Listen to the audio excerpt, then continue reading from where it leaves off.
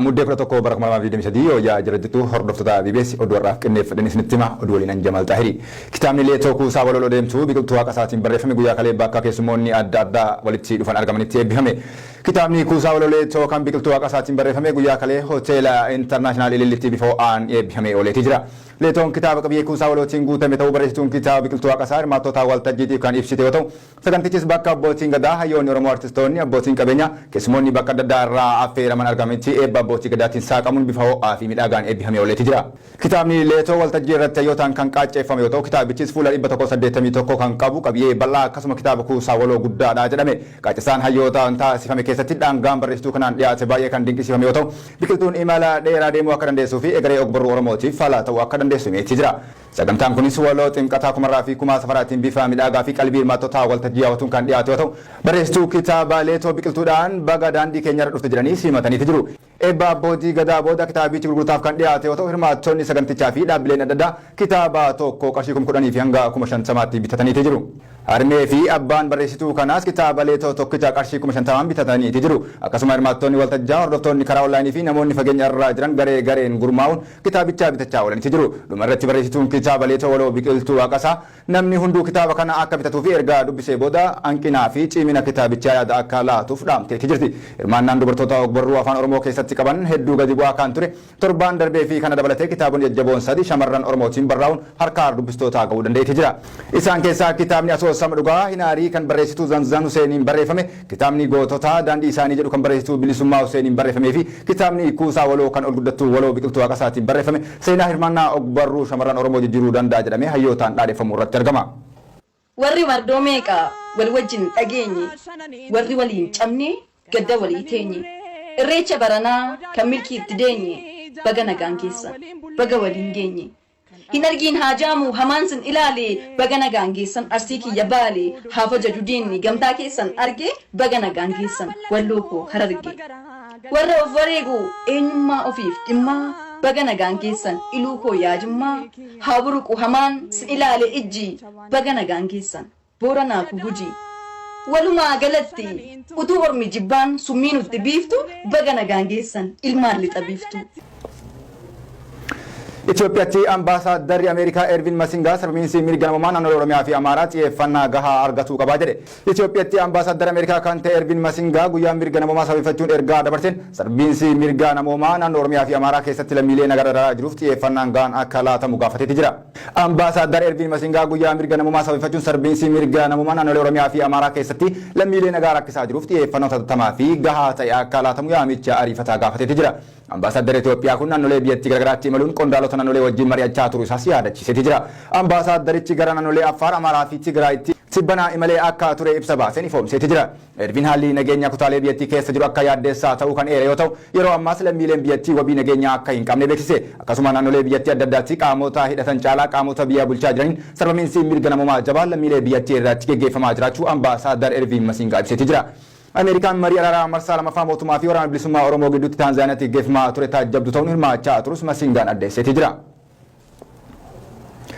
Dilbata kalee muddee 10 bara 2023 naannolee Amaaraa fi Oromiyaa keessatti walitti bu'iinsi deemaa jiru akka dhaabatuuf hiriirri magaalaa Finfinneetti ba'amuuf karoorfamee ture dhorkamuu qondaalli olaanaan ministeera nageenyaa Itoophiyaa obbo Taayee Danda'a morman. Ministeerri deetaa ministeera nageenyaa obbo Taayee Danda'a feesbuukii isaanii irratti akka barreessanitti dirree dibbee waraanaa irratti rukutametti lammiileen nagaa ba'anii akka waraana hin balaaleffamne dhorkuun qaanii guddaadha jedhan. Yaada miidiyaaleef kennanii fi waan miidiyaa hawaasummaa irratti barreessaniin mootummaa isaanii qeequun kan beekaman obbo Taayee Danda'a hiriirri kun dhorkamuun isaa gaafii deebisuuf nutti ulfaatu nurratti kaasuu danda'a jechuun sodaa qaban ibsaniiti jiru.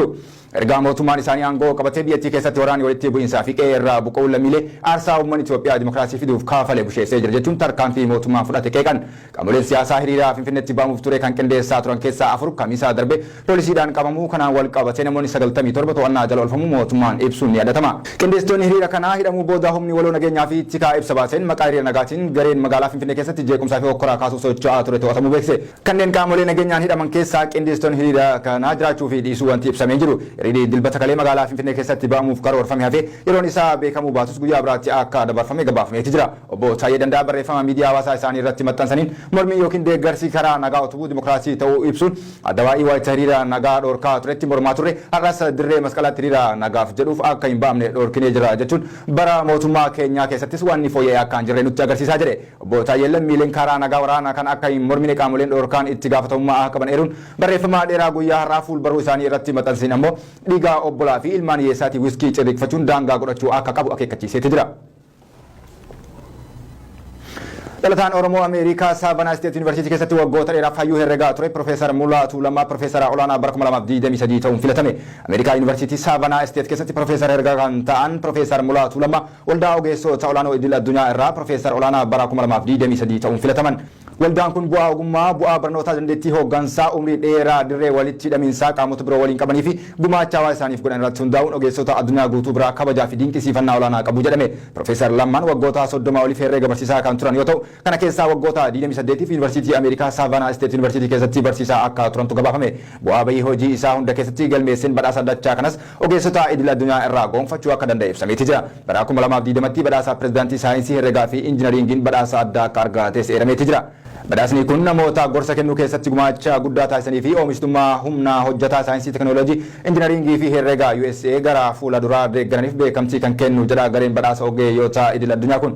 Badhaasamni koo herreega barsiisuudha barattoota ati qabdu barsiisuudha malee barattoota ati hawwitu barsiisuu miti kan jedhu Profeesar Lammaan akka Profeesaraatti barattoota bakka jiranitti wal arguu fi daandii agarsiisuun barsiisuu fi gorsuun sadarkaa hubannoo fi dinqisiifannaa herreegaaf qaban ol kaasuu akka qaban dhaamu hayyuun kun osoo Itoophiyaa irraa gara USA hin imalin dura Yuunivarsiitii Finfinnee irraa barnoota herreegaan digirii jalqabaa fi digirii lammaffaa argachuu danda'aniiti jiru.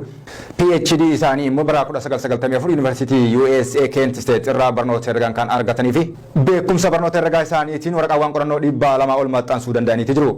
Profeesar Lammaan Profeesara olaanaa bara kanaa ta'uun injifachuu hordofee Yuunivarsiitiiwwan idil addunyaa fi Ameerikaa keessa jiraatan ergaa baga gammaddee erganii fi kan jiran yoo ta'u, Imbaasiin Ameerikaa Finfinnee jirus gama fuulbaruu isaatiin ergaa baga gammaddee Profeesar Mulaatuu Lammaaf dabarseeti jira. Barataa Maarqos Tolosaa dararaa fi reebicha ulfaataa humnoota mootummaatiin irra ga'een harki isaa mirgaa muramuu himame.